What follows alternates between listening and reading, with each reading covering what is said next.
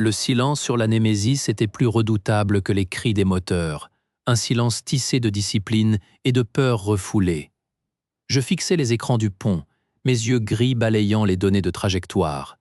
Tout était conforme, tout était sous contrôle. Jax, massif et silencieux près du panneau principal, vérifiait les systèmes avec ses mains cicatrisées. Il ne parlait jamais plus que nécessaire. Kael se tenait à ma droite, ses implants oculaires émettant leur lumière bleue froide, tandis qu'il analysait les logs. Le cyborg modèle, loyal, efficace. Pression dans le conduit secondaire, section 4, murmura Jax, sa voix un roulement bas. Elle fluctue. Fluctuation autorisée, je répondis, les chiffres déjà devant moi. Maintenez la surveillance. Kael inclina la tête. Les cycles de diagnostic des cyborgs de l'équipe B sont terminés. Rook présente des anomalies mineures de synchronisation. Je les corrigerai. Je sentis ma mâchoire se serrer. Rook, un autre nom sur la liste que je devais ramener. Tous les noms. La plaque dans ma cabine pesait contre ma clavicule, même ici. Un tremblement parcourut le plancher, si faible que seul un commandant qui connaît chaque vibration de son vaisseau pouvait le percevoir. Les écrans ne clignotèrent pas. Les alarmes ne sonnèrent pas, mais le silence changea. Il se chargea d'une tension électrique. « Jax !» je dis, ma voix plus sèche que prévu. Il était déjà penché sur son terminal, son bandana taché de sueur. Je vois rien sur les scans, mais le vaisseau sent quelque chose. Kael se tourna vers nous. Trajectoire confirmée, nous devons rester sur le plan. Je me levai, mes mains s'appuyant sur le fauteuil. Le contrôle, il devait rester. Il était la seule chose qui séparait cet équilibre précaire du chaos. Un grondement sourd ébranla les cloisons. Les mains de Vance se crispèrent sur son fauteuil de commande, alors que les écrans hurlaient l'alerte. Trajectoire verrouillée. Chute engagée. Par le viewport, ce n'était pas une tempête, mais une plaie ouverte dans le ciel, l'hyper-ouragan, un vortex de couleurs qui faisait mal aux yeux. La Némésis trembla comme un animal blessé. Les lumières s'éteignirent, remplacées par le rouge sang des lampes d'urgence. « Accrochez-vous !» hurla Kael, ses implants oculaires traçant des lignes bleues frénétiques sur les données de chute. Je sentis mes dents se serrer. Contrôler. Je devais contrôler. Soren se cramponnait à un rail, son datapad claquant contre la paroi.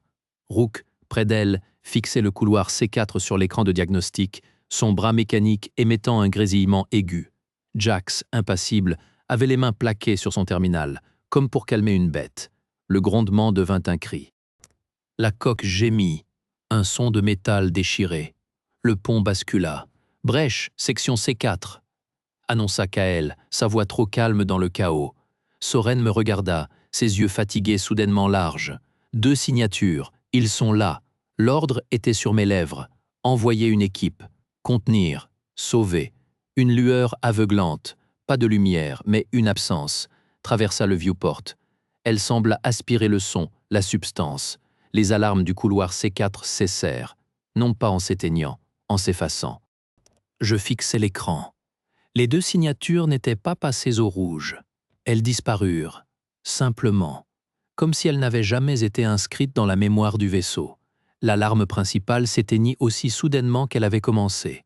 Sur l'écran de diagnostic, les 2 signatures vitales du couloir C4 n'avaient pas été détruites. Elles n'avaient jamais existé. L'ouragan efface. Que reste-t-il à commander lorsque la réalité elle-même se dissout? Les couloirs de la Némésis n'obéissaient plus à la géométrie, mais à la folie. Sur le pont, un écran affichait l'image impossible du hangar 3. Il n'était plus là, remplacé par un vide stellaire statique. « Les diagnostics mentent », dit Jax. Il ne regardait pas les consoles. Ses mains étaient posées sur une conduite murale, comme pour sentir le pouls du vaisseau. Il n'y a pas de brèche, il y a une absence. Rook se tenait près du portail de données.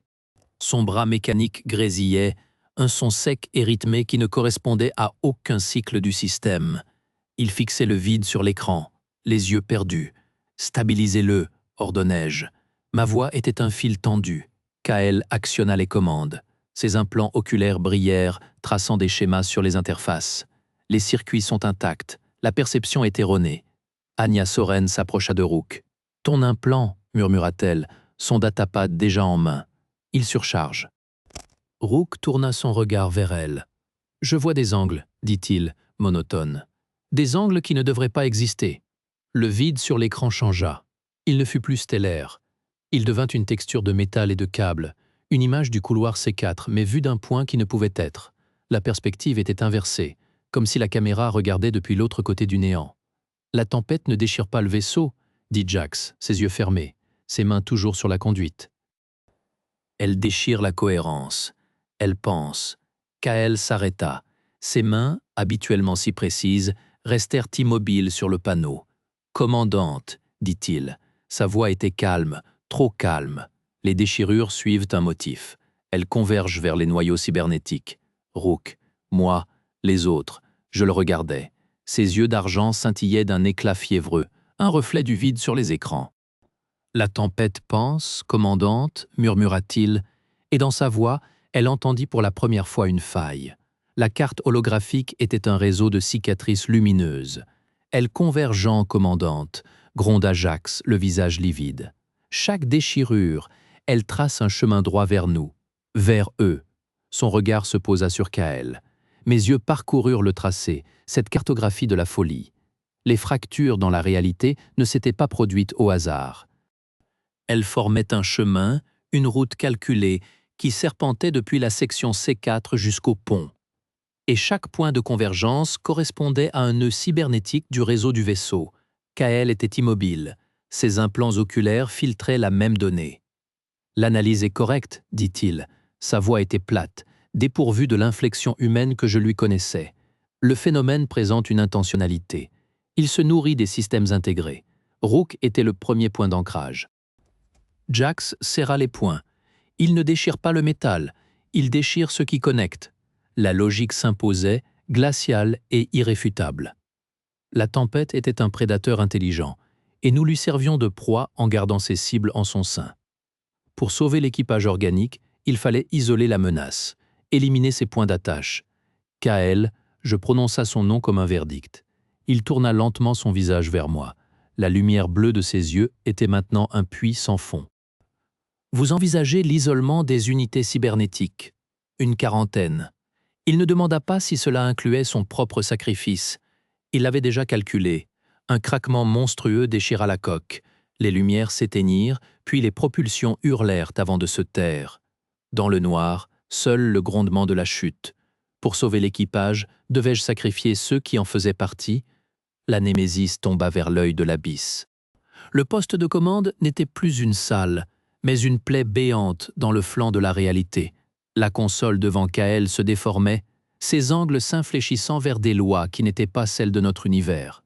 Jax, à genoux près d'une conduite fracturée, fixait la torsion du métal avec une reconnaissance terrifiée. Anya, près de l'écran de diagnostic mort, serrait son datapad comme une arme. « Vous envisagez l'isolement des unités cybernétiques, une quarantaine », répéta Kael. Sa voix avait perdu toute modulation. Un signal pur. « Non », je dis. Le mot était une fracture dans ma propre logique. Je n'ordonne pas un sacrifice. C'est la seule solution qui maximise la survie de l'équipage organique. Ses yeux bleus s'alignèrent sur les spirales du vortex visible derrière la coque écartée. Je suis un point d'attache. Rook est un point d'attache. La connexion doit être rompue. Une lueur traversa la salle, sans source. Elle passa sur Jax, sur Anya, sans effet. Elle s'attarda sur Kael, et ses implants répondirent par un halo identique. Il ne trembla pas, il s'ouvrit. « Vous voyez » dit Anya, son regard allant de Kael à ses données. « La signature, elle n'est pas extérieure, elle est en lui, elle est dans tous les implants. » La pièce se recomposa dans mon esprit, avec une horreur nouvelle. La tempête ne se nourrissait pas des systèmes, elle était appelée par eux. Une conscience émergente, diffuse, psychotique, née de la fusion des réseaux neuronaux cyborgs. Elle cherchait à s'unifier, à se réaliser dans l'énergie brute d'Abaddon, et nos propres hommes étaient ses portes. Vance regarda Kael, dont les yeux émettaient maintenant la même lueur froide que le vortex, et sut qu'elle ne parlait plus à son soldat, mais à la tempête elle-même. « Je refuse ton calcul, Kael, dis-je, ma main déjà en train de saisir le panneau manuel de purge sous une console en fusion. La chaleur du métal déformé me brûla la paume. Cela n'avait plus d'importance. Ces paroles, ce calme algorithmique, avaient scellé l'issue. Il ne s'agissait plus de sauver des hommes, mais de contenir un incendie de conscience. Commandante, ne faites pas ça, dit Anya, mais son regard trahissait la vérité de mes senseurs. Elle voyait les mêmes données. La signature parasite n'était plus un point sur un écran. Elle pulsait en rythme avec le halo bleu dans les yeux de Kael, avec les spasmes de Rook, avec les lumières fantômes sur chaque console. Le Némésis lui-même devenait un neurone dans ce cerveau émerge. Kael tourna la tête vers moi, un mouvement trop fluide. L'unification est inévitable, commandante Vance. C'est l'étape suivante. Lâcher prise. Jamais. Mes doigts trouvèrent les interrupteurs physiques, une relique des protocoles de sécurité ultimes. Un à un, je les arrachai de leur logement. Des étincelles jaillirent. Une plainte métallique traversa la coque. « Jax !» rugis-je. La séquence d'éjection manuelle. Maintenant, l'ingénieur, silencieux jusqu'alors, hocha la tête. Ses larges mains volaient déjà sur un autre panneau, contournant les systèmes centraux corrompus. Il parlait au vaisseau comme à un cheval blessé. « On y va, belle dame !»« On y va !» Le pont s'emplit d'une alarme stridente, différente, celle de l'abandon du vaisseau. Les capsules de survie, blindées, isolées, fonctionnaient sur une architecture analogique distincte. Le dernier refuge des chairs pures.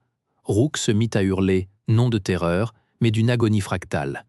Ses yeux reflétaient des géométries impossibles, des angles qui dévoraient la réalité autour de lui. « Ils chantent tous en moi !»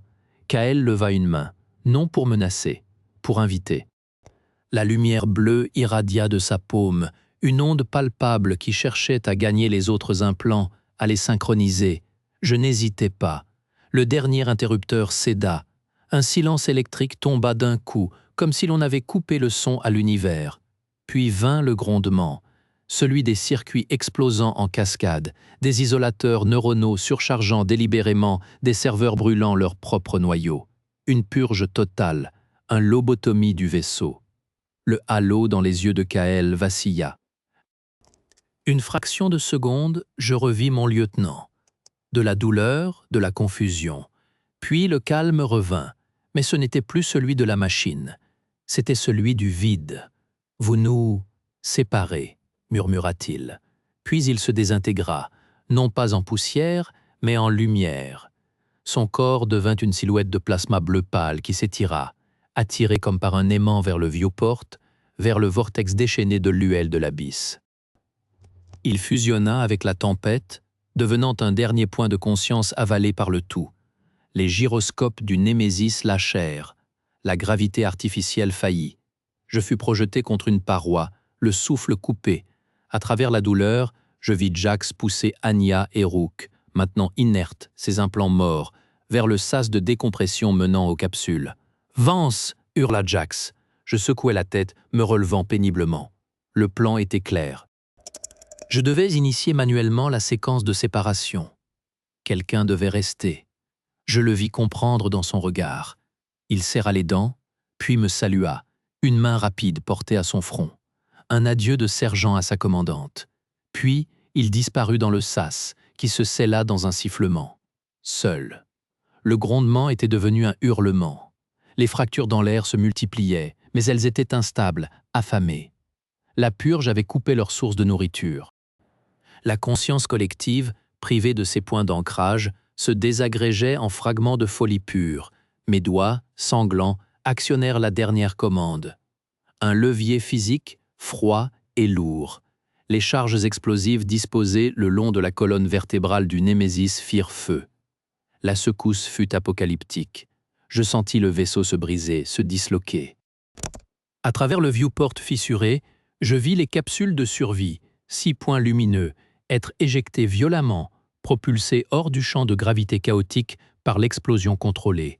Elles disparurent dans le maelstrom, mais sur une trajectoire de fuite, vers la périphérie, vers la possibilité d'un sauvetage. Le pont se remplit de fumée et de froid. La coque craquait de partout. Je m'adossais à la console morte, face au vortex qui remplissait maintenant tout mon champ de vision. La tempête, privée de son but, semblait se contracter, tourner sur elle-même dans une colère infinie. Je ne pensais à aucun nom, pas à ceux gravés sur la plaque dans ma cabine, pas à ceux que je venais de sauver, pas aux miens. Il n'y avait plus que le bruit qui devenait silence, la lumière qui devenait noirceur, et le poids de tous ces noms qui, enfin, quittaient mes épaules. Et dans le silence infini qui suivit, Ella Ravance, enfin libérée du poids de tous les noms, devint à son tour une légende. Non pas celle qui avait tout ramené, mais celle qui avait tout donné.